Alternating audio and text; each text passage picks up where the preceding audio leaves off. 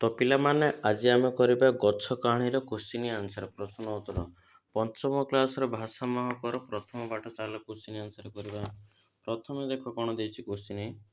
ତ ପିଲାମାନେ ପ୍ରଶ୍ନ ନମ୍ବର ପେଜ ନମ୍ବର 3 ଦେଖ, ଆସ କଥା ହେବା। କୋଶ୍ଚିନ୍ ଦେଇଛି 1 ନମ୍ବର କୋଶ୍ଚିନ୍ କ'ଣ ଦେଇଛି ଦେଖ, ଗଛଟି ନରମ ଗଳାରେ କାହାକୁ କହୁଛି।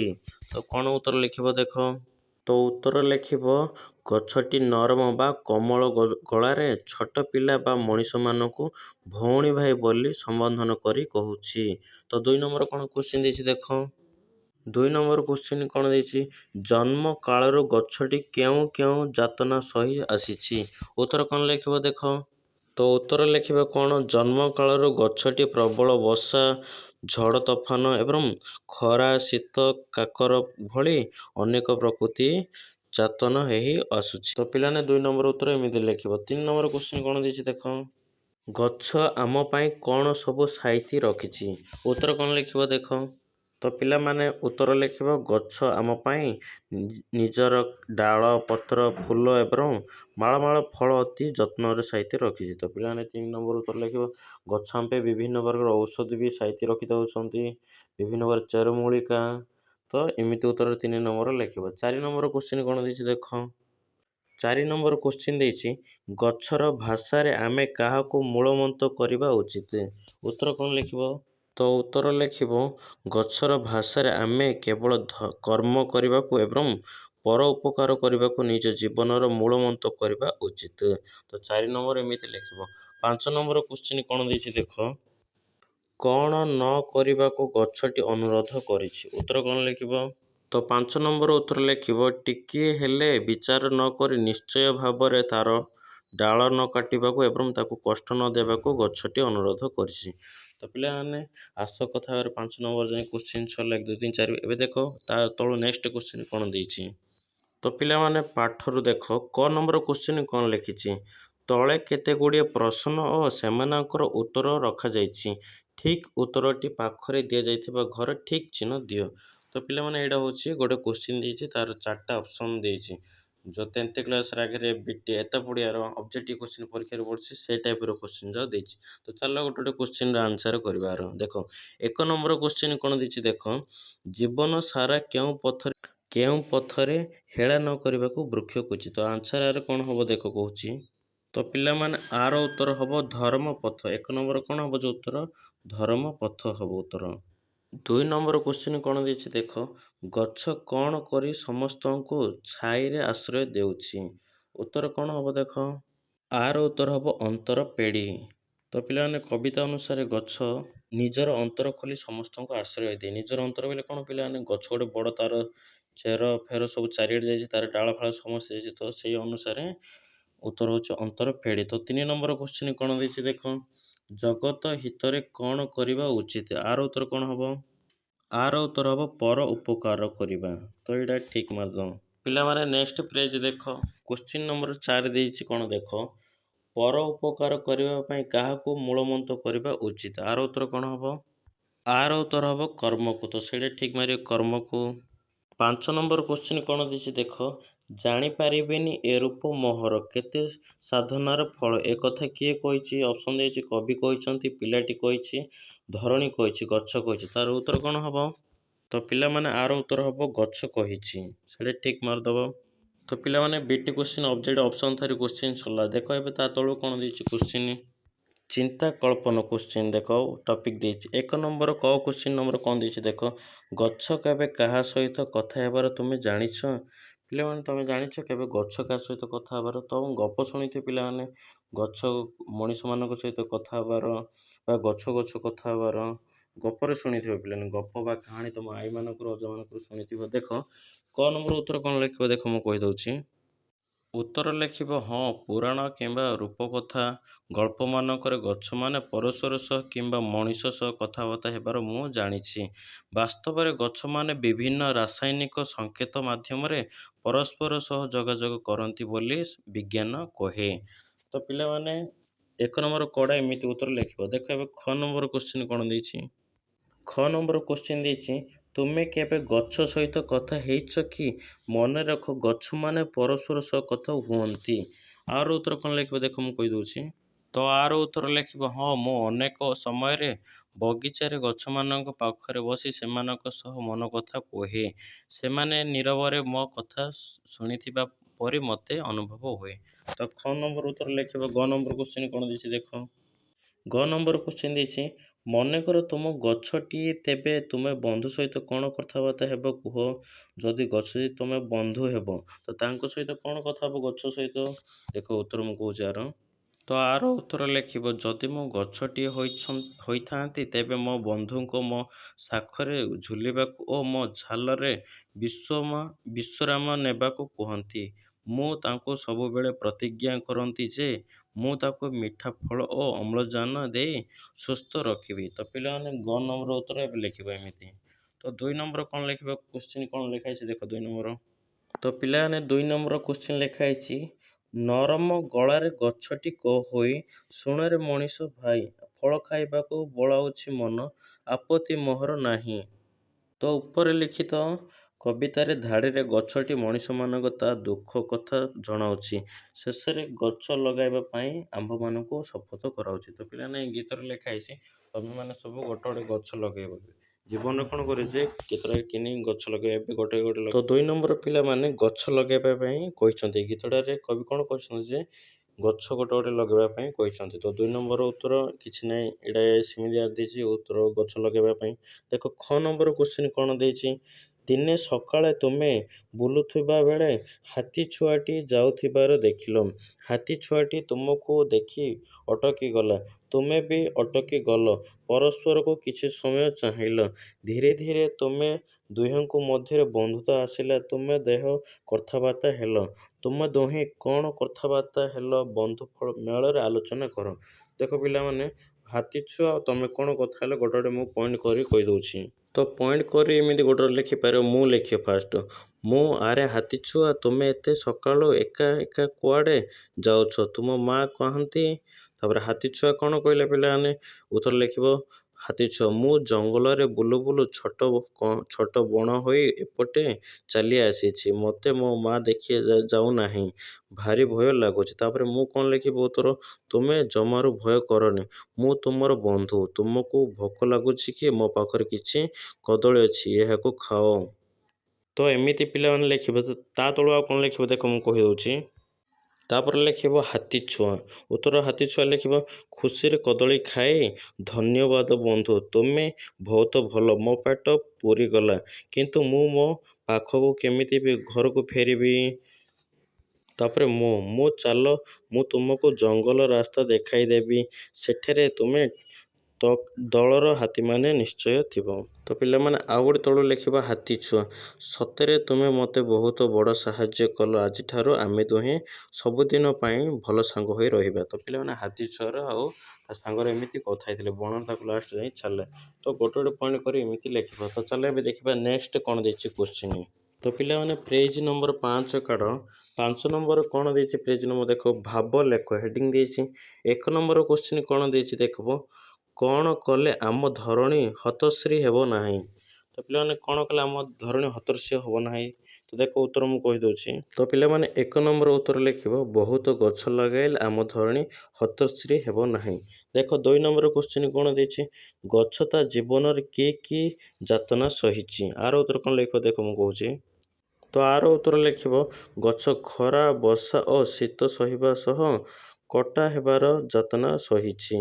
ତ ଏମିତି ଲେଖିବ। ଗଛ ପିଲାମାନେ ସବୁ କାଟି ଦେଉଛନ୍ତି, ତାପରେ ଖରା ବର୍ଷା ହେଲେ ଝଡ଼ଝଡ଼ି ଆସିଲେ ସବୁ ଗଛ ସବୁ ହଳୁଛି, ସେଇ ପ୍ରକାର ସବୁ ସହିଛି। ତ 2 ନମ୍ବର ଉତ୍ତର ଏମିତି ଲେଖିବ। 3 ନମ୍ବର କ୍ୱେଶ୍ଚିନ୍ କ'ଣ ଦେଇଛି ଦେଖ। ତ 3 ନମ୍ବର କ୍ୱେଶ୍ଚିନ୍ ଦେଖ, ଆମେ ସବୁ ଗଛକୁ କିପରି କକ୍ଷଣ ଦେଉଛି। ଆର ଉତ୍ତର ଲେଖିବା ଦେଖ ମୁଁ କହୁଛି। ତ ଆର ଉତ୍ତର ଲେଖିବ, ଆମେ କାଠ ପାଇଁ ଗଛକୁ କାଟି ସେମାନଙ୍କୁ କକ୍ଷଣ ଦେଉଛେ। ତ ଏମିତି 3 ନମ୍ବର ଲେଖିବ। 4 ନମ୍ବର କ୍ୱେଶ୍ଚିନ୍ କ'ଣ ଦେଇଛି ଦେଖ, ଆମ ପାଇଁ ଗଛ କ'ଣ ସାଇତି ରଖିଛି। ତ ପିଲାମାନେ ଆମ ପାଇଁ ଗଛ ବିଭିନ୍ନ ପ୍ରକାର ଫୁଲ ଫଳ ଔଷଧୀୟ ସବୁ ସାଇତି ରଖିଛି। ଉତ୍ତର କ'ଣ ଲେଖିବ କହିଦେଉଛି ଦେଖ ମୁଁ। ତ ଉତ୍ତର ଲେଖିବ, ଗଛ ଆମ ପାଇଁ ଫଳ ଫୁଲ ଛାଇ ଏବଂ ଅମ୍ଳଜାନ ସାଇତି ରଖିଛି। ତ ଏଇଟା ସରିଲା। 5 ନମ୍ବର କ୍ୱେଶ୍ଚିନ୍ କ'ଣ ଦେଇଛି ଦେଖ, ଗଛର ଉପକାର ପାଇଁ ତୁମେ କ'ଣ କରିବ। ତ ପିଲାମାନେ ଗଛର ଉପକାର ପାଇଁ ତୁମେ କ'ଣ କରିବ ଉତ୍ତର ଦେଖ। ତ 5 ନମ୍ବର ଉତ୍ତର ଲେଖିବ ମୁଁ ନୂଆ ଗଛ ଲଗାଇବି ଏବଂ ଗଛ କାଟିବାକୁ ଦେବି ନାହିଁ। ତ ପିଲାମାନେ ଭାବ କଥା ଭାବ ଲେଖ ସରିଲା 5ଟା କ୍ୱେଶ୍ଚିନ୍ ସରିଲା। ଏବେ ଦେଖ ତାର ନେକ୍ସଟ କ୍ୱେଶ୍ଚିନ୍ କ'ଣ ଦେଇଛି। ତ ନେକ୍ସଟ କ୍ୱେଶ୍ଚିନ୍ ଦେଇଛି ଆସ କବିତାକୁ ବୁଝିବା। କ'ଣ ଲେଖିଛି ଦେଖ କବିତାଟିକୁ ଆଉ ଥରେ ପଢ଼। ତଳେ ଦିଆଯାଇଥିବା ପଦ୍ୟାଂଶଟିକୁ ଯାହା ବୁଝିଲ ବନ୍ଧୁମାନଙ୍କ ସହ ଆଲୋଚନା କରି ଲେଖ। ତ ଦେଖ 1 ନମ୍ବର କ'ଣ ଲେଖା ହେଇଛି କ୍ଷୀର ନୁହେଁ ଏତେ ଲତକ ଧାରାରେ ନୟନ ଝରୋଇ ମୋର। ତ 1 ନମ୍ବର ଗୋଟେ ଗୀତଟି ପଦ୍ୟାଂଶଟି ଲେଖିଦେଇଛି। ତାର ଉତ୍ତର କ'ଣ ଲେଖିବ ଦେଖ ମୁଁ କହିଦେଉଛି। ତ ପିଲାମାନେ 1 ନମ୍ବର ସେ ଗୀତଟା ଲେଖି ସାରିଲା ପରେ ତାର ଅର୍ଥ ହେଉଛି ଏଠାରେ ଅର୍ଥ ହେଉଛି ଗଛଟି କହୁଛି ଯେ ତାର ଆଖିରୁ ଯେଉଁ ଲୁହ ଝରୁଛି ତାହା କେବଳ କ୍ଷୀର ନୁହେଁ ବରଂ ତାର ହୃଦୟର କଷ୍ଟ ଓ ଯନ୍ତ୍ରଣାର ଏକ ଧାରା। ତ 1 ନମ୍ବର ଉତ୍ତର ଏମିତି ଲେଖିବ ଅର୍ଥର। 2 ନମ୍ବର କ୍ୱେଶ୍ଚିନ୍ କ'ଣ 2 ନମ୍ବର କ'ଣ ଲେଖିଛି ଦେଖ। 2 ନମ୍ବର ଲେଖିଛି ଧରଣୀ ହସିଲେ ଆମ ପରିବେଶ ଦେବ ନାହିଁ ହତଶିର। ଆର କ'ଣ ଲେଖିବ ଅର୍ଥ ଉତ୍ତର ଦେଖ। 2 ନମ୍ବର ଉତ୍ତର ଲେଖିବ ଅର୍ଥ ଆର ହେଉଛି ଯଦି ପୃଥିବୀ ସବୁଜିମାର ହସି ଉଠିବ ତେବେ ଆମ ଚାରିପାଖରେ ପରିବେଶ କେବେ ହେଲେ ଉଜୁଡ଼ି ଯିବ ନାହିଁ କିମ୍ବା ତାର ସୌନ୍ଦର୍ଯ୍ୟ ହସାଇବ ନାହିଁ। ତ ପିଲାମାନେ 2 ନମ୍ବର ଉତ୍ତର ଅର୍ଥ ତାର ଏମିତି ଲେଖିବ। 3 ନମ୍ବର କ'ଣ ଦେଇଛି ଦେଖ। 3 ନମ୍ବର ଦେଇଛି ମୋ ଫଳ ଖାଇକି ମୋହର ଆଗରେ ଶପଥ କରରେ ରହି। ତାର ଅର୍ଥ କ'ଣ। ଆର ଅର୍ଥ ହେଉଛି ଗଛ ମଣିଷକୁ କହୁଛି ଯେ ତୁମେମାନେ ମୋର ମିଠା ଫଳ ଖାଉଛ ତେଣୁ ମୋ ପାଖରେ ରହି ଆଜି ଏଇ ଶପଥ କର ଯେ ତୁମେ ପରିବେଶରେ ସୁରକ୍ଷା କରିବ। ତ 3 ନମ୍ବର ଅର୍ଥ ଏମିତି ଲେଖିବ। 4 ନମ୍ବର କ'ଣ ଦେଇଛି ଦେଖ। 4 ନମ୍ବର ଲେଖା ହେଇଛି କରମକୁ ମୂଳ ମନ୍ତ୍ର କିଏ କରଣି ପର ଉପକାର କର। ଆର ଅର୍ଥ କ'ଣ ଲେଖିବ ଦେଖ। ତ 4 ନମ୍ବର ଉତ୍ତର ଲେଖିବ ନିଜର କର୍ମକୁ ମୁଖ୍ୟ ଲକ୍ଷ୍ୟ ଭାବେ ଗ୍ରହଣ କରି ଅନ୍ୟର ଉପକାର କରିବା ଉଚିତ। ଯେପରି ଗଛ ନିଜ କର୍ମ ଦ୍ୱାରା ଅନ୍ୟର ମଙ୍ଗଳ କରିଥାଏ ସେହିପରି ଆମେ ମଧ୍ୟ କରିବା ଦରକାର। ତ 4 ନମ୍ବର ଏମିତି ଲେଖିବ ଉତ୍ତର ସବୁ ଅର୍ଥ ଯାକ। ତ ଏବେ ଚାଲ ନେକ୍ସଟ କ'ଣ ଦେଇଛି କ୍ୱେଶ୍ଚିନ୍ ଦେଖିବା। ତ ପିଲାମାନେ ନେକ୍ସଟ ପେଜ କାଢ଼ 7 ନମ୍ବର ପେଜ। 7 ନମ୍ବର ପେଜ ଉପରେ କ'ଣ ଲେଖାଯାଇଛି ଦେଖ ଭାଷାର କଥା ଲେଖାଯାଇଛି। କ ନମ୍ବର କ୍ୱେଶ୍ଚିନ୍ କ'ଣ ଲେଖାଯାଇଛି ଦେଖ ତଳେ କ ସ୍ତମ୍ଭରେ କେତେ ଗୁଡ଼ିଏ ପଦାର୍ଥ ଦିଆଯାଇଛି କବିତାରେ କେଉଁଠି ସେହି କଥା କୁହାଯାଇଛି। ଖ ସ୍ତମ୍ଭରେ ସେହି ଧାଡ଼ି ଗୁଡ଼ିକ ଲେଖ ନମୁନାଟିଏ ଦିଆଯାଇଛି। ପିଲାମାନେ ଦେଖ ଗୋଟେ କ ସ୍ତମ୍ଭ କରାଯାଇଛି ଆଉ ଗୋଟେ ଖ ସ୍ତମ୍ଭ ଲେଖା ହେଇଛି। କ ସ୍ତମ୍ଭରେ ସବୁ ଲେଖା ହେଇଛି ଦେଖ 1 ନମ୍ବର କ'ଣ ଲେଖା ହେଇଛି ଗଛ ଆମକୁ ଫଳ ଖାଇବାକୁ ମନା କରେ ନାହିଁ। 2 ନମ୍ବର ଲେଖା ହେଇଛି ଗଛର ଆଖିରୁ ଲୁହ ଧାରା ବହୁଛି। 3 ନମ୍ବର ପ୍ରଚୁର ଫଳ ଦେଖି ମୋତେ ଈର୍ଷା କରୁଛି। 4 ନମ୍ବର ସାରା ଜୀବନ କର୍ମ ପଥରେ ରହିବ। 5 ନମ୍ବର ଆମ ପରିବେଶ ହରଶ୍ରୀ ହେବ ନାହିଁ ଦୁଃଖରେ ମୋ ଗଛର ପ୍ରାଣ। ତ ପିଲାମାନେ 1 ନମ୍ବର ଦେଖ ଗଛ ଆମକୁ ଫଳ ଖାଇବାକୁ ମନା କରିନାହିଁ। ଖ ସ୍ତମ୍ଭରେ ଲେଖା ହେଇଛି ଖ ସ୍ତମ୍ଭରେ କ'ଣ ଲେଖା ହେଇଛି ଦେଖ ଫଳ ଖାଇବାକୁ ବଳାଇଛି ମନ ଆପତ୍ତି ମୋହର ନାହିଁ। ତ 1 ନମ୍ବର ଲେଖା ହେଇଛି 2 3 ନମ୍ବର 4 ନମ୍ବର 5 ନମ୍ବର କେମିତି ଲେଖିବ ଦେଖ ମୁଁ କହିଦେଉଛି। ଖ ସ୍ତମ୍ଭ ଜାଗାରେ 2 ନମ୍ବର କ'ଣ ଲେଖିବ। ତ ପିଲାମାନେ ଏଠି 1 ନମ୍ବର ଲେଖାଯାଇଛି ନା ଗଛ ଆମକୁ ଫଳ ଖାଇବାକୁ ମନା କରୁଛି ଫଳ ଖାଇବାକୁ ଏମିତି ଲେଖାଯାଇଛି। ତ 2 ନମ୍ବର କ'ଣ ଲେଖିବ ଦେଖ ମୁଁ ଲେଖିଦେଉଛି। ତ ପିଲାମାନେ 2 ନମ୍ବର ଲେଖିବ କ'ଣ। ତ ପିଲାମାନେ 2 ନମ୍ବର ଖ ସ୍ତମ୍ଭରେ ଲେଖିବ କ'ଣ ଲେଖିବ ଦେଖ 2 ନମ୍ବର କ୍ୱେଶ୍ଚିନ୍ ଲେଖା ହେଇଛି ଗଛର ଆଖିରୁ ଲୁହର ଧାରା ବହୁଛି। ତ ଖ ସ୍ତମ୍ଭରେ କ'ଣ ଲେଖିବ କ୍ଷୀର ନୁହେଁ ଏତ ଲତକ ଧାରାରେ ନୟନ ଝରୋଇ ମୋର। ତ 2 ନମ୍ବର ଲେଖିବ। 3 ନମ୍ବର କ'ଣ ଲେଖା ହେଇଛି ଦେଖ କ ସ୍ତମ୍ଭ ଲେଖା ହେଇଛି ପ୍ରଚୁର ଫଳ ମୋତେ ଈର୍ଷା କରୁଛି।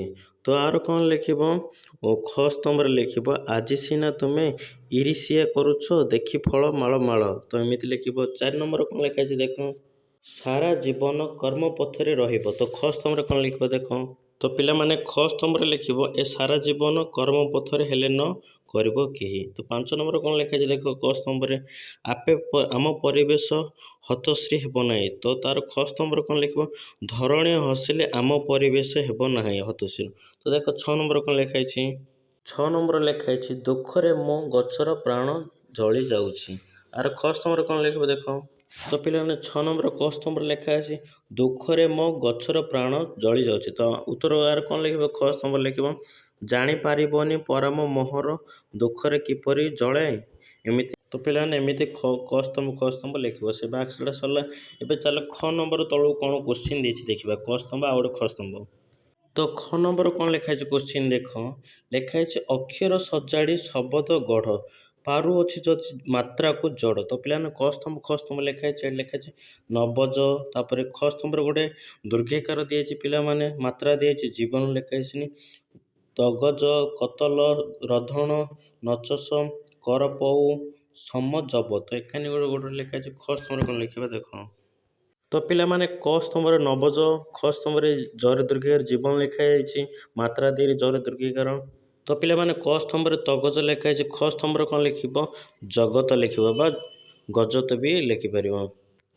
ତ ପିଲାମାନେ ତା ତଳେ ଲେଖା ହେଇଛି କତଲ ଲେଖା ହେଇଛି, ଖ ସ୍ତମ୍ଭରେ ଲେଖିବ କ'ଣ ଲେଖିବ ଯେ କଲିକତା ଲେଖିପାରିବ, ତାପରେ ବା କେତଲି ବି ଲେଖିପାରିବ। ତ ଦେଖ ତା ତଳ ଆଉ କ'ଣ ଦେଇଛି ରଧଣ ଦେଇଛି, ସେଠି ଲେଖିବ ଖ ସ୍ତମ୍ଭରେ ଧରଣୀ ଲେଖିବ।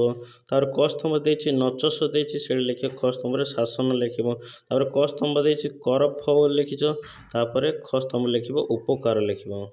ତ ପିଲାମାନେ ତା ତଳେ ଦେଖ କ ସ୍ତମ୍ଭରେ ଲେଖା ହେଇଛି ସମଜବ ଲେଖା ହେଇଛି, ତ ଖ ସ୍ତମ୍ଭରେ କ'ଣ ଲେଖିବ ଯେ ଜୀବ ସମ ଲେଖିବ। ତ ପିଲାମାନେ ମୁଁ ଏଇଟା ଲେଖିନି, ତମେ ଜରେ ଦୀର୍ଘିକାର ଜୀବ ସମ ଲେଖିପାରିବ। ଦେଖ ତାପରେ ଏକାନେ ଦେଖ ଗ ନମ୍ବର କ'ଣ ଲେଖା ହେଇଛି।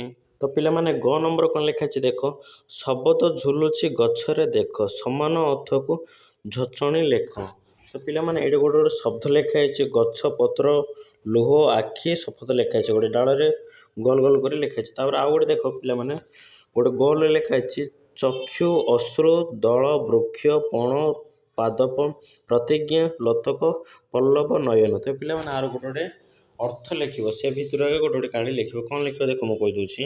ତ ସେଥିରୁ ଆଗେ ଗୋଟେ କାଢ଼ି ଲେଖିବ। ଦେଖ ଫାଷ୍ଟ ଲେଖା ହେଇଛି ସେ ଡାଳରେ ଗଛ ଲେଖା ହେଇଛି, ଗଛର ଏଇ ବାକ୍ସରୁ କ'ଣ କାଢ଼ିବା ଯେ ବୃକ୍ଷ କାଢ଼ିବା ପାଦପ ଲେଖିବ। ତାପରେ ପତ୍ର ଲେଖା ହେଇଛି, ସେ ବାକ୍ସରୁ କାଢ଼ି ଲେଖା ହେଇଛି ଦଳ ଲେଖା ହେଇଛି, ତାପରେ ପଲ୍ଲବ ଲେଖା ହେଇଛି, ତାପରେ ଲୁହ 3 ନମ୍ବର ଦେଇଛି, ଅଶ୍ରୁ ଲେଖିବ, ତାପରେ ଲୋତକ ଲେଖିବ, ତାପରେ ଆଖି ଲେଖା ହେଇଛି 4 ନମ୍ବର, ସେଇଠୁ କାଢ଼ିବ ଚକ୍ଷୁ କାଢ଼ିବ ନୟନ କାଢ଼ିବ, ସେ ଗୋଲ ଭିତରେ ଆଗେ ଲେଖା ହେଇଛି।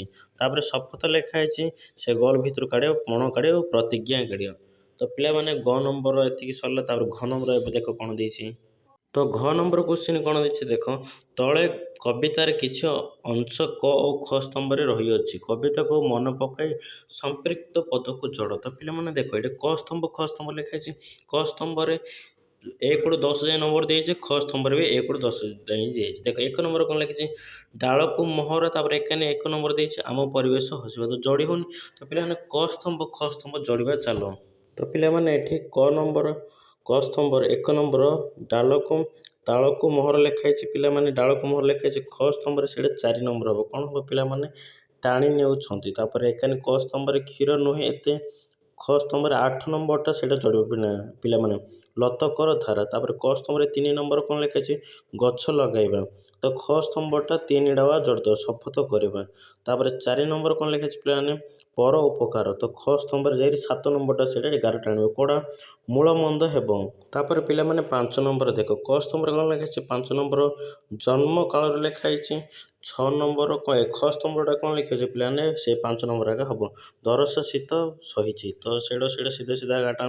6 ନମ୍ବର କ'ଣ ଲେଖା ହେଇଛି ଜଗତ ହିତରେ ଲେଖା ହେଇଛି, ତ ଖ ସ୍ତମ୍ଭରେ 9 ନମ୍ବରଟା ଯାଇକି ପିଲାମାନେ 11 ଟାଣିବ, କ'ଣ ସାଧନାର ଫଳ ଲେଖିବେ ପିଲାମାନେ। ତାପରେ 7 ନମ୍ବର କ ସ୍ତମ୍ଭରେ କ'ଣ ଲେଖା ହେଇଛି ଦେଖ ଧରଣୀ ହସିଲି, ତ ପିଲାମାନେ କ ସ୍ତମ୍ଭ ଲେଖା ହେଇଛି, ଖ ସ୍ତମ୍ଭରେ କ'ଣ ଯୋଡ଼ିବ ପିଲାମାନେ ଆମ ପରିବେଶ ହସିବା, 9 ନମ୍ବରଟା ଖ ସ୍ତମ୍ଭରେ ଯୋଡ଼ିବ ସେଇଟା। ତାପରେ 8 ନମ୍ବର କ'ଣ ହେବ ଲେଖା ହେଇଛି ଦେଖ ଏ ରୂପ ମୋହର, ଖ ସ୍ତମ୍ଭରେ କ'ଣ ଲେଖା ହେଇଛି ଦେଖ ଫୁଲ ଫଳ ଯାଉଁ ଉଠିଛି, ତ ପିଲାମାନେ 6 ନମ୍ବର ହେବ ଫୁଲ ଫଳ ସାଇତିଛି, ତ ହେଲା। ତାପରେ 9 ନମ୍ବର କ'ଣ ଲେଖା ହେଇଛି ଦେଖ ଫଳ ଖାଇ କିଏ ଲେଖା ହେଇଛି, ତାପରେ ଏକାନି ଖ ସ୍ତମ୍ଭରେ ସେଇଟା 2 ନମ୍ବରଟା ଗୋଲ 11 ଟାଣିବ, କ'ଣ ଗଛ ଲଗାଇବା। ତାପରେ ଏକାନି ଦେଖ 10 ନମ୍ବର କ'ଣ ଦେଇଛି ଛାଇରେ ଆଶାର ଦେଇଛି, ତ ଖ ସ୍ତମ୍ଭରେ କୋଉଟା ଯୋଡ଼ିବ 10 ନମ୍ବରଟା ଯୋଡ଼ିଦେବ, ତ ଖ ସ୍ତମ୍ଭର ବି ସେଇଟା ଯୋଡ଼ିଦେବ, କୋଉଟା ବକଳ ହୃଦୟ ଛେରି। ତ ସରିଲା ପିଲାମାନେ। ଏବେ ଚାଲ ନେକ୍ସଟ କ୍ୱେଶ୍ଚିନ୍ କ'ଣ ଦେଇଛି ଦେଖିବା। ପିଲାମାନେ ଦେଖ ପେଜ ନମ୍ବର କାଢ଼ 8 ନମ୍ବର 1 ନମ୍ବର କ୍ୱେଶ୍ଚିନ୍ କ'ଣ ଦେଇଛି ଦେଖ, ଆସ ଯୋଡ଼ି ଶବ୍ଦ ବିଷୟରେ ଜାଣିବା। ନରମ ଗଳାରେ ଗଛଟି କହଇ ଶୁଣରେ ଭଉଣୀ ଭାଇ, ଉପରେ ରେଖାଙ୍କିତ ଶବ୍ଦଟି ଭଉଣୀ ଭାଇ ଓ ଭଉଣୀ ଓ ଭାଇ ଶବ୍ଦ ଦୁଇଟି ମିଶି ଗୋଟିଏ ଶବ୍ଦ ହୋଇଛି। ତାହେଲେ ଭଉଣୀ ଭାଇ ଏହାକୁ ଯୋଡ଼ି ଶବ୍ଦ କୁହାଯାଏ। କେହି କେହି ଯୁଗ୍ମ ଶବ୍ଦ ବି କହନ୍ତି। ଏଥର ତୁମେ ବହିରୁ ଆଉ କେତୋଟି ଯୋଡ଼ି ଶବ୍ଦ ଖୋଜି ଲେଖ। ପିଲାମାନେ ଭଉଣୀ ଓ ଭାଇ ତ ଗୋଟେ ଯୋଡ଼ି ଶବ୍ଦ ହେଲା, ଆଉ ଗୋଟେ ବାପା ମା। ତ କିପରି ଆର ଗୋଟେ ଗୋଟେ କରି ଲେଖୁଛ ଦେଖ ମୁଁ କହିଦେଉଛି। ତ ଗୋଟେ ଲେଖିବ ବାପା ପ୍ଲସ୍ ମା ବା ବାପା ଓ ମା ଲେଖିବ। ତାପରେ ଭାଇ ଓ ବନ୍ଧୁ ଲେଖିବ। ତାପରେ ଘର ଦ୍ୱାର ଲେଖିବ ଘର ଓ ଦ୍ୱାର। ତାପରେ ପାଠ ଓ ଷାଠ ଲେଖିବ। ତାପରେ ଖାଇ ପିଇବା, ତାପରେ ଖାଇବା ଓ ପିଇବା ଲେଖିବ। ତାପରେ ଦେଖ, ତାପରେ ଆଉ ଗୋଟେ ଲେଖିବ ଧନ ଓ ରତ୍ନ ଲେଖିବ। ତାପରେ ଗଛ ପତ୍ର। ତାପରେ ହସ ଖୁସି। ତ ପିଲାମାନେ ଓ ନମ୍ବର ଏମିତି ଗୋଟେ ଗୋଟେ ଲେଖିବ। ପିଲାମାନେ ଓ ନମ୍ବର କ୍ୱେଶ୍ଚିନ୍ କ'ଣ ଦେଇଛି ଦେଖ। ପଦ୍ୟ ରୂପରୁ ଗଦ୍ୟ ରୂପ। ଧରଣୀ ହସିଲେ ଆମ ପରିବେଶ ହେବ ନାହିଁ ହତଶିରି। ରେଖାଙ୍କିତ ପଦଟିକୁ ଦେଖ, ଏହା ହେଉଛି ପଦ୍ୟର ପ୍ରକାଶିତ ରୂପ। ଏହାର ଗଦ୍ୟ ରୂପ ହେଉଛି ହତଶ୍ରୀ। ଏହିଭଳି ଆଉ କେତେକ ପଦ୍ୟ ରୂପ କବିତାରେ ରହିଛି। ତୁମେ ସେଗୁଡ଼ିକ କ ସ୍ତମ୍ଭରେ ଲେଖ, ସେଗୁଡ଼ିକର ଗଦ୍ୟ ରୂପ ଖ ସ୍ତମ୍ଭରେ ଲେଖ। ପିଲାମାନେ ଏଇଟା ଗୋଟେ କ ସ୍ତମ୍ଭ ଖ ସ୍ତମ୍ଭ କରାଯାଇଛି ବାକ୍ସରେ। ତାପରେ ହତଶିର ହେଉଛି କ ସ୍ତମ୍ଭ, ଖ ସ୍ତମ୍ଭ ହେଉଛି ହତଶ୍ରୀ। ତ ଆର ଚାଲ ଗୋଟେ ଗୋଟେ କରି ଲେଖିବା। ତ ଆଉ ଗୋଟେ ଲେଖିବ କ'ଣ ପିଲାମାନେ, ପରଶ ଲେଖିବ। ଖ ସ୍ତମ୍ଭରେ କ'ଣ ଲେଖିବ, ସ୍ପର୍ଶ ଲେଖିବ ପରଶ ପରେ। ତାପରେ କ ସ୍ତମ୍ଭରେ ଯତ୍ନ ଲେଖା ହେଇଛି, ଖ ସ୍ତମ୍ଭ ଲେଖିବ ଯତ୍ନ। କ ସ୍ତମ୍ଭ ଲେଖା ହେଇଛି କରମ, ଖ ସ୍ତମ୍ଭ ଲେଖିବ କର୍ମ। ଆଉ ଗୋଟେ କ'ଣ ଲେଖା ହେଇଛି ଧର୍ମ ଲେଖିବ କ ସ୍ତମ୍ଭରେ, ଖ ସ୍ତମ୍ଭ ଲେଖିବ ଧର୍ମ। ତାପରେ କ ସ୍ତମ୍ଭ ଲେଖିବ ଭକତି ଲେଖା ହେଇଛି, ତାପରେ ଖ ସ୍ତମ୍ଭ ଲେଖିବ ଭକ୍ତି। ଗୋଟେ ଦିଏନି ପିଲାମାନେ, କ ସ୍ତମ୍ଭ ଲେଖିବ ପତ୍ର ଲେଖିବ, ଖ ସ୍ତମ୍ଭ ଲେଖିବ ପତ୍ର। ତ ସରିଲା ଏଇଟା। ତ ଚାଲ ଏବେ ନେକ୍ସଟ କ୍ୱେଶ୍ଚିନ୍ କ'ଣ ଦେଇଛି ଦେଖିବା। ତ ପିଲାମାନେ ନେକ୍ସଟ ପେଜ କାଢ଼ 9 ନମ୍ବର। 9 ନମ୍ବରରେ ଦେଖ ଆଗେ କ'ଣ ଲେଖିଛି, ପାଠରୁ ଆଗକୁ ଲେଖିଛି। 1 ନମ୍ବର କ'ଣ ଲେଖିଛି ଦେଖ, ରଜ ପର୍ବ ପରେ ଖରାଦିନ ଛୁଟି ଶେଷ ହୁଏ, ବିଦ୍ୟାଳୟ ଖୋଲେ। ବିଦ୍ୟାଳୟରେ ବିଭିନ୍ନ ପ୍ରକାର ଉତ୍ସବ ପାଳନ ହୋଇଯାଏ, ଯେମିତିକି ଯୋଗ ଦିବସ, ଉତ୍କଳ ଦିବସ ପ୍ରଭୃତି। ତୁମେ ଏସବୁର ଏକ ତାଲିକା ପ୍ରସ୍ତୁତି କର। ତ ଚାଲ ଆଉ ଗୋଟେ ଲେଖିବା। ତ 1 ନମ୍ବର କ'ଣ ଲେଖିବ ଦେଖ ଉତ୍ତର। ବିଦ୍ୟାଳୟରେ ପାଳନ କରାଯାଉଥିବା ଅନ୍ୟ କେତେକ ଉତ୍ସବ ହେଲା ସ୍ୱାଧୀନତା ଦିବସ, ଗଣତନ୍ତ୍ର ଦିବସ, ଗୁରୁ ଦିବସ, ଶିଶୁ ଦିବସ ଏବଂ ସରସ୍ୱତୀ ପୂଜା। ତ 1 ନମ୍ବର ଏମିତି ଲେଖିବ। 2 ନମ୍ବର କ'ଣ ଲେଖା ହେଇଛି ଦେଖ। 2 ନମ୍ବର ଲେଖା ହେଇଛି ବର୍ଷା ଦିନେ ଆସିଲେ ଚାରିଆଡ଼େ ଗଛ ଲଗାଯାଏ, ବୃକ୍ଷରୋପଣ ସପ୍ତାହ ପାଳନ ହୁଏ। ତୁମ ବିଦ୍ୟାଳୟରେ ହତାରେ କି ଗଛ ଲଗାଇବ ତାର ନାମ ଲେଖ, ତୁମେ ଏଥିରେ ସାମିଲ ହୁଅ। ତ ଗୋଟେ ଗୋଟେ କ'ଣ ଲେଖିବ ଦେଖ। ତ 2 ନମ୍ବର ଉତ୍ତର ଲେଖିବ ସାଧାରଣତଃ ସ୍କୁଲ ବଗିଚାରେ ଦେଖାଯାଉଥିବା ଗଛ ଆମ୍ବ, କଦଳୀ, ଅଶୋକ ଆଉ କୃଷ୍ଣଚୂଡ଼ା, ଟଗର ଏବଂ ଗୋଲାପ। ତ ପିଲାମାନେ 2 ନମ୍ବର ଗୋଟେ ଗୋଟେ ଗଛ ଯେଉଁ ଲେଖା ହେଇଛି ସେ ଗଛର ନାମ ଯାଉ ଗୋଟେ ଗୋଟେ କରି ଲେଖିବ। ମନ୍ଦାର ଗଛ, ମଖମଲ୍ଲି ଗଛ, ତମେ ବି ଆଉ କେତେଟା ବି ଯୋଡ଼ି ପାରିବ ଗଛର। 3 ନମ୍ବର ଦେଖ କ'ଣ ଲେଖା ହେଇଛି। ତ 3 ନମ୍ବର କ୍ୱେଶ୍ଚିନ୍ କ'ଣ ଦେଇଛି ଦେଖ, ବିଦ୍ୟାଳୟରେ ବ୍ୟତୀତ ତୁମ ଗାଁ ଓ ସହର ଥିବା ଖାଲି ଜାଗାରେ ଗଛ ଲଗାଯାଏ। ତୁମେ ତୁମ ବନ୍ଧୁମାନଙ୍କ ସହ ମିଶି ଏଥିରେ ସାମିଲ ହୁଅ। ତ ପିଲାମାନେ ତୁମ ସାଙ୍ଗସାଥି ଏଇଠି ଗୋଟେ ଗୋଟେ ଜାଗାରେ କ'ଣ କରିବ ଯେ ପିଲାମାନେ ଗଛ ଲଗାଇବ। ବିଭିନ୍ନ ପ୍ରକାର ଫୁଲ ଗଛ, ଆମ୍ବ ଗଛ, ଫଳ ଗଛ, ସବୁ ବିଭିନ୍ନ ପ୍ରକାର ଗଛ ଲଗାଇବ। ଦେଖ 4 ନମ୍ବର ଏବେ କ'ଣ କ୍ୱେଶ୍ଚିନ୍ ଦେଇଛି, ବୃକ୍ଷରୋପଣ ଉପରେ ପୋଷ୍ଟର ଓ ସ୍ଲୋଗାନ ମାନ ସଂଗ୍ରହ କର। ପାରୁଛ ଯଦି ତୁମେ ଓ ତୁମ ବନ୍ଧୁମାନେ ଗୋଟିଏ ଗୋଟିଏ ସ୍ଲୋଗାନ ଲେଖ। ପୋଷ୍ଟର ତିଆରି କର। ପ୍ରଥମ ପୋଷ୍ଟରକୁ ଉପଯୁକ୍ତ ପୁରସ୍କାର ଦିଆଯିବ। ତ କ'ଣ ଲେଖିବ ଦେଖ। ତ ପିଲାମାନେ ପୋଷ୍ଟର କରିସାରିଲା ପରେ ହେଡ଼ିଂ ଦେବ ବୃକ୍ଷରୋପଣ ପାଇଁ କିଛି ସ୍ଲୋଗାନ। ଗୋଟେ ଗୋଟେ ସ୍ଲୋଗାନ ଲେଖିବ, ଗଛଟିଏ ଲଗାନ୍ତୁ ପୃଥିବୀ ବଞ୍ଚାନ୍ତୁ। ତାପରେ ଆଉ ଗୋଟେ ଲେଖିବ ଗଛ ଅମୂଲ୍ୟ ସମ୍ପଦ, ଏହାକୁ ରକ୍ଷା କରିବା ଆମର କର୍ତ୍ତବ୍ୟ। ଆଉ ଗୋଟେ ଲେଖିବ ସବୁଜ ସୁନ୍ଦର ଧରଣୀ, ଆସ ଗଛ ଲଗାଇବା ଆମ ପୁଣି। ତାପରେ ଲେଖିବ, ତାପରେ ଆଉ ଗୋଟେ ପଏଣ୍ଟ ଲେଖିବ ଗଛ ହିଁ ଜୀବନ, ଗଛ ବିନା ସବୁ ଶୂନ୍ୟ। ତ ପିଲାମାନେ ଗୋଟେ ଗୋଟେ ଏମିତି କରି ଲେଖିବ। ତ ଚାଲ ଏବେ ନେକ୍ସଟ କ୍ୱେଶ୍ଚିନ୍ କ'ଣ ଦେଇଛି ଦେଖିବା। ଦେଖ ତା ତଳୁ ଲେଖା ହେଇଛି କ'ଣ, ଅନୁମାନ କଳ୍ପନା। 1 ନମ୍ବର କ'ଣ ଲେଖା ହେଇଛି ଦେଖ, ଯଦି ଆମ ପୃଥିବୀ ଗଛ ଶୂନ୍ୟ ହୋଇଯିବ କ'ଣ ହେବ, ଅନୁମାନ କରି ଅତି କମରେ 10ଟି ବାକ୍ୟ ଲେଖ। ତ ଚାଲ ପିଲାମାନେ ଆର ଉତ୍ତର କରି 10ଟା ପଏଣ୍ଟ ଦେଇ ଲେଖିବ, 10ଟା ବାକ୍ୟ। ତ ପିଲାମାନେ ପ୍ରଥମ ବାକ୍ୟ ଲେଖିବ, ଯଦି ପୃଥିବୀ ଗଛ ଶୂନ୍ୟ ହୋଇଯିବ ତେବେ ମାନବ ସମାଜ ଓ ସମଗ୍ର ଜୀବଜଗତ ଧ୍ୱଂସ ହୋଇଯିବ। 2 ନମ୍ବର ବାକ୍ୟ ଲେଖିବ, ଗଛ ନଥିଲେ ଆମକୁ ଶ୍ୱାସକ୍ରିୟା ପାଇଁ ପ୍ରାକୃତିକ ଭାବେ ଆବଶ୍ୟକ ଅମ୍ଳଜାନ ମିଳିବ ନାହିଁ। 3 ନମ୍ବର ଲେଖିବ, ବାୟୁମଣ୍ଡଳରେ ଅଙ୍ଗାରକାମ୍ଳ ଗ୍ୟାସର ପରିମାଣ ବଢ଼ିଯିବ, ଯାହାଦ୍ୱାରା ପୃଥିବୀ ତାପମାତ୍ରା ଅତ୍ୟଧିକ ବୃଦ୍ଧି ପାଇବ। 4 ନମ୍ବର ଲେଖିବ, ଗଛର ଅଭାବରେ ନିୟମିତ ବୃଷ୍ଟିପାତ ହେବ ନାହିଁ, ଯାହା ଫଳରେ ସବୁଆଡ଼େ ଭୟଙ୍କର ମରୁଡ଼ି ଦେଖାଦେବ। 5 ନମ୍ବର ବାକ୍ୟ ଲେଖିବା ଆମକୁ ବଞ୍ଚିବା ପାଇଁ ଆବଶ୍ୟକ ଖାଦ୍ୟ, ଶସ୍ୟ, ପନିପରିବା ଓ ମିଠା ଫଳମୂଳ ମିଳିବ ନାହିଁ। 6 ନମ୍ବର ଲେଖିବ ପଶୁପକ୍ଷୀମାନେ ସେମାନଙ୍କର ପ୍ରାକୃତିକ ବାସସ୍ଥଳୀ ହରାଇବେ ଏବଂ ସମସ୍ତ ପ୍ରାଣୀ ପ୍ରଜାତି ବିଲୁପ୍ତ ହୋଇଯିବ। 7 ନମ୍ବର ଲେଖିବ ଗଛର ଚେର ମାଟିକୁ ଜାବୁଡ଼ି ଧରି ରଖି ନଥିବାରୁ ମୃତ୍ତିକା କ୍ଷୟ ବୃଦ୍ଧି ପାଇବ ଏବଂ ଜମିରେ ଉର୍ବରଣ ନଷ୍ଟ ହେବ। ତ ପିଲାମାନେ ଏମିତି ଲେଖିବ। ତ 8 ନମ୍ବର ଲେଖିବ ପରିବେଶରେ ସନ୍ତୁଳନ ସମ୍ପୂର୍ଣ୍ଣ ବିଗିଡ଼ିଯିବ ଏବଂ ପ୍ରାକୃତିକ ବିପର୍ଯ୍ୟୟ ମାତ୍ରା ବହୁତ ବଢ଼ିଯିବ। 9 ନମ୍ବର ଲେଖିବ ବିଭିନ୍ନ ରୋଗର ଚିକିତ୍ସା ପାଇଁ ଆମକୁ ଆଉ ଜୀବନ ରକ୍ଷକ ପ୍ରାକୃତିକ ଭେଷଜ ଜଡ଼ିବୁଟି ମିଳିବ ନାହିଁ। 10 ନମ୍ବର ଲେଖିବ ପୃଥିବୀରୁ ସବୁ ଜିମା ଶେଷ ହୋଇଯିବ, ସବୁ ପ୍ରକାର ସବୁ ଶେଷ ହୋଇଯିବ ଏବଂ ଏହି ସୁନ୍ଦର ଗ୍ରହଟି ଏକ ପ୍ରାଣହୀନ ମରୁଭୂମିରେ ପରିଣତ ହେବ। ତ ପିଲାମାନେ 10ଟି ବାକ୍ୟ ଏମିତି ଲେଖିବ 1 ନମ୍ବର କୋଶ୍ଚିନ୍ର। 2 ନମ୍ବର କ'ଣ ଲେଖା ହେଇଛି ଦେଖ, ଯଦି ତୁମକୁ ଅନ୍ୟ ଗ୍ରହକୁ ଯିବାର ସୁଯୋଗ ମିଳିବ ତେବେ ତୁମେ କେଉଁ ଗ୍ରହକୁ ଚାହିଁବ? ତୁମ ପସନ୍ଦ କରୁଥିବା ଗ୍ରହ ସମ୍ପର୍କରେ 10 ଧାଡ଼ି ଲେଖ। ତ ଚାଲ ଲେଖିବା। ତ ପିଲାମାନେ ଆମେ ମଙ୍ଗଳ ଗ୍ରହ ସମ୍ପର୍କରେ 10 ଧାଡ଼ି ଲେଖିବା।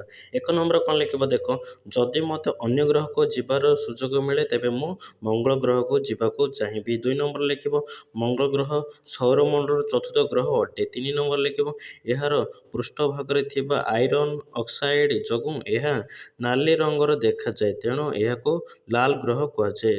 4 ନମ୍ବର ଲେଖିବ ପୃଥିବୀ ଭଳି ମଙ୍ଗଳ ଗ୍ରହର ମଧ୍ୟ ପାହାଡ଼, ଉପତ୍ୟକା ଏବଂ ମରୁଭୂମି ଦେଖିବାକୁ ମିଳେ। 5 ନମ୍ବର ଲେଖିବ ସୌରମଣ୍ଡଳରେ ସବୁଠାରୁ ବଡ଼ ଆଗ୍ନେୟଗିରି ଅଲିମ୍ବସ୍ ମନ୍ସ ଏହି ଗ୍ରହରେ ଅବସ୍ଥିତ। 5 ନମ୍ବର। 6 ନମ୍ବର ଲେଖିବ ମଙ୍ଗଳ ଗ୍ରହର 2ଟି ଛୋଟ ପ୍ରାକୃତିକ ଉପଗ୍ରହ ଅଛି, ଯାହାର ନାମ ହେଉଛି ଫୋବସ୍ ଏବଂ ଡେମାସ୍ ଲେଖିବ। ତାପରେ 7 ନମ୍ବର ଲେଖିବ ଏହି ଗ୍ରହର ବାୟୁମଣ୍ଡଳ ବହୁତ ପତଳା ଏବଂ ଏଥିରେ ମୁଖ୍ୟତଃ କାର୍ବନ ଡାଇଅକ୍ସାଇଡ୍ ଗ୍ୟାସ୍ ରହିଛି। ତ 8 ନମ୍ବର ଲେଖିବ ବୈଜ୍ଞାନିକମାନଙ୍କ ମତରେ ଏଠାରେ ପୂର୍ବରୁ ଜଳ ଥିବାର ପ୍ରମାଣ ମିଳିଛି, ଯାହା ଜୀବନ ଧାରଣ ପାଇଁ ଏକ ଆଶା ଯୋଗାଏ। 9 ନମ୍ବର ଲେଖିବ ପୃଥିବୀ ତୁଳନାରେ ଏଠାରେ ମାଧ୍ୟାକର୍ଷଣ ଶକ୍ତି କମ୍ ଥିବାରୁ ମୁଁ ସେଠାରେ ଲମ୍ବା ଡିଆଁ ମାରିପାରିବି। 10 ନମ୍ବର ଲେଖିବ ମଙ୍ଗଳ ଗ୍ରହର ରହସ୍ୟ ଜାଣିବା ଏବଂ ସେଠାରେ ରହିବା ମୋ ପାଇଁ ଏକ ବଡ଼ ସ୍ୱପ୍ନ। ତ ପିଲାମାନେ ଏହିପରି ଭାବରେ 10ଟି ଧାଡ଼ି ଲେଖିବ 2 ନମ୍ବର। ଏବେ ଚାଲ ନେକ୍ସଟ କ୍ୱେଶ୍ଚିନ୍ କ'ଣ ଦେଇଛି ଦେଖିବା। ପାଠାଗାର ଲେଖା ହେଇଛି। ପିଲାମାନେ ଦେଖ, ବୃକ୍ଷରୋପଣ ଏକ ମହତ୍ କାମ। ପରିବେଶ ସନ୍ତୁଳନ ପାଇଁ ଏହା ଉପରେ ଗୁରୁତ୍ୱ ଦିଆଯାଇଛି। ତୁମେ ପାଠାଗାରକୁ ଯାଇ ଗଛର ଉପକାରିତା ବିଷୟରେ ତଥ୍ୟ ସଂଗ୍ରହ କର, ଗଛର ଉପକାରିତାକୁ ନେଇ ବନ୍ଧୁ ମେଳରେ ଚର୍ଚ୍ଚା କର, ତକ୍ ପ୍ରତିଯୋଗିତା କର, ଶ୍ରେଣୀରେ ଶିକ୍ଷକ ଶିକ୍ଷୟିତ୍ରୀଙ୍କୁ ସାହାଯ୍ୟ ନିଅ। ତ ପିଲାମାନେ ଏଇଟା ନିଜ କାମ, ପାଠ କରିବ। ସ୍କୁଲର ଶିକ୍ଷକ ଶିକ୍ଷୟିତ୍ରୀଙ୍କୁ ପାଠାଗାରକୁ ଯାଇ ଏଇଟା କରିବ। ଦେଖ ତା ତଳୁ କ'ଣ ଲେଖା ହେଇଛି। ତ ଦେଖ କ'ଣ ଲେଖା ହେଇଛି, ଆସ ମନର ଭାବକୁ ଲେଖି ରଖିବା। ଗଛ ଆମର ଉପକାର, ଆମର ବନ୍ଧୁ। ଏହି ଭାବନାକୁ ନେଇ ଅନୁଚ୍ଛେଦ, କବିତା ବା ଛୋଟ କାହାଣୀଟିଏ ଲେଖ। ତ ପିଲାମାନେ ଚାଲ ଆମେ ତାର ବିଷୟରେ ଗୋଟେ କାହାଣୀଟିଏ ଲେଖିବା। କାହାଣୀର ନାଁ ଦେବ ବୃକ୍ଷ ଆମର ପରମ ବନ୍ଧୁ। ତାପରେ କ'ଣ ଲେଖିବ ଦେଖ, ଗଛ ଆମର ଅତି ପ୍ରିୟ ବନ୍ଧୁ ଏବଂ ସବୁଠାରୁ ବଡ଼ ଉପକାରୀ। ଜନ୍ମଠାରୁ ମୃତ୍ୟୁ ପର୍ଯ୍ୟନ୍ତ ଗଛ ଆମର ବିଭିନ୍ନ କାର୍ଯ୍ୟରେ ଲାଗିଥାଏ। ଏହା ଆମକୁ ନିଶ୍ୱାସ ନେବା ପାଇଁ ଅମ୍ଳଜାନ ପ୍ରଦାନ କରେ ଏବଂ ବାୟୁମଣ୍ଡଳକୁ ଦୂଷିତ ଅଙ୍ଗାରକାମ୍ଳ ଗ୍ରହଣ କରି ପରିବେଶକୁ ସନ୍ତୁଳିତ ରଖେ। ତ ଦେଖ ଆଉ ଗୋଟେ ତା ତଳୁ କ'ଣ ଲେଖିବ। ତା ତଳୁ ଲେଖିବ ଖାଦ୍ୟ ଓ ବାସସ୍ଥାନ। ଗଛ ଆମକୁ ମିଠା ଫଳ, ପନିପରିବା ଏବଂ ଶସ୍ୟ ଦେଇଥାଏ। ପଶୁପକ୍ଷୀମାନଙ୍କ ଗଛରେ ନିଜର ବାସସ୍ଥାନ ତିଆରି କରନ୍ତି। ଔଷଧ ଓ କାଠ। ଅନେକ ଗଛରୁ ଆମେ ମୂଲ୍ୟବାନ ଔଷଧ ପାଇଥାଉ। ଏହାଛଡ଼ା ଘର ତିଆରି ଓ ଆସବାବପତ୍ର ପାଇଁ ଆମେ ଗଛରୁ କାଠ ପାଇଥାଉ। ତ ପିଲାମାନେ ତା ତଳୁ ଆଉ ଗୋଟେ ଲାଇନ୍ ଲେଖିବ। ତା ତଳୁ ଲେଖିବ ପରିବେଶ ସୁରକ୍ଷା। ଗଛ ବର୍ଷା କରାଇବାରେ ସାହାଯ୍ୟ କରେ ଏବଂ ମୃତ୍ତିକା କ୍ଷୟ ରୋକିଥାଏ। ତାପରେ ଶେଷ କଥା ଲେଖିବ, ଗଛ ବିନା ପୃଥିବୀର ଜୀବନ ସମ୍ଭବ ନୁହେଁ, ତେଣୁ ଆମେ ସମସ୍ତେ ଅଧିକରୁ ଅଧିକ ବୃକ୍ଷରୋପଣ କରିବା ପାଇଁ ଉଚିତ ଏବଂ ସେଗୁଡ଼ିକର ଯତ୍ନ ନେବା ଆବଶ୍ୟକ। ତ ପିଲାମାନେ ଏମିତି ଲେଖିବ। ତ ପିଲାମାନେ ଆର କ୍ୱେଶ୍ଚିନ୍ ଆନ୍ସର ସବୁଜ ପ୍ରଥମ ପାଠ ସରିଲା। ତ ଏବେ ଦେଖ ନେକ୍ସଟ ତାର ଗୋଟେ ପାଠ, ପ୍ରଥମ ପାଠଟା କ'ଣ ଦେଇଛି ଦେଖିବା ଚାଲ। ତାପରେ ପେଜ ନମ୍ବର 10 କାଢ଼। ଦେଖ କଟିକିଆରେ ଗୋଟିଏ। ତ ପିଲାମାନେ ଏଇଟା ପ୍ରଥମ ପାଠ, ତା ବିଷୟରେ ଗଛ ବିଷୟରେ ଲେଖା ହେଇଛି, ଗଛ ପରିବାର ବିଷୟରେ ଲେଖା ହେଇଛି। ତ ପିଲାମାନେ ଦେଖ, ପ୍ରଥମ ପାଠର ପ୍ରଶ୍ନ ଉତ୍ତର ସରିଲା। ତ ପିଲାମାନେ ପ୍ରଥମ ପାଠର ପ୍ରଶ୍ନ ଉତ୍ତର ସବୁ ପାଠରେ ଏବେ କ୍ୱେଶ୍ଚିନ୍ ଆନ୍ସର୍ 5, 6, 7, 8 ସବୁ କ୍ଲାସ୍ରେ ଆସିବ। ତ ପିଲାମାନେ ପ୍ରଥମ ପାଠର ପ୍ରଶ୍ନ ଉତ୍ତର ସରିଲା, ଲାଇକ୍ କରିଦିଅ, ଚ୍ୟାନେଲ୍କୁ ସବସ୍କ୍ରାଇବ୍ କରିଦିଅ। ଇନଷ୍ଟାଗ୍ରାମ ଲିଙ୍କ୍ ବି ଦେଇଦେଇଛି ଡିସ୍କ୍ରିପ୍ସନ୍ ବା ପିନ୍ କମେଣ୍ଟ କରିଦେଇଛି, ଯାଇକି ଫଲୋ କରିବ। ଆଉ କ'ଣ ଯଦି ଡାଉଟ୍ ରହିଲା, ଆଉ କେଉଁ କ୍ୱେଶ୍ଚିନ୍ ଆନ୍ସର୍ ଯଦି ରହିଲା, କମେଣ୍ଟ କରି କହିଲେ ମୁଁ ଛାଡ଼ିଦେବି ପିଲାମାନେ। ରହିଲି, ଜୟ ଜଗନ୍ନାଥ।